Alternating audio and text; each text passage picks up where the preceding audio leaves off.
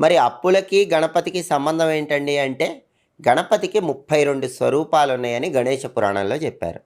వాటిలో రుణ విమోచన గణపతి స్వరూపం గూడా ఉంది. దానికి సంబంధించిన శ్లోకం గూడా గణేష పురాణంలో చెప్పారు. కాబట్టి గణపతి 32 స్వరూపాలలో రుణ విమోచన గణపతి స్వరూపం గూడా ఉంది గాబట్టి, కలౌ చండీ వినాయకవ్ అన్నారు కాబట్టి, కలియుగంలో మీరు ఎంతమంది దేవతలను పూజించినా చండీ అమ్మవారిని, వినాయకుడిని పూజిస్తే ఫలితం తొందరగా కనిపిస్తుంది.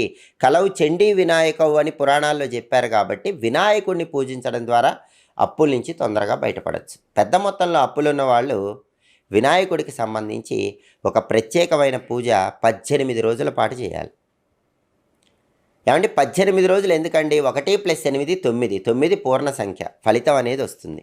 కాబట్టి 18 రోజులు చేయాలి. 18 రోజుల వినాయకుడి పూజ ఎలా చేయాలంటే, ఎప్పుడైనా వినాయకుడికి ఇష్టమైన బుధవారం రోజు ప్రారంభించి పూజ చేసుకోవాలి.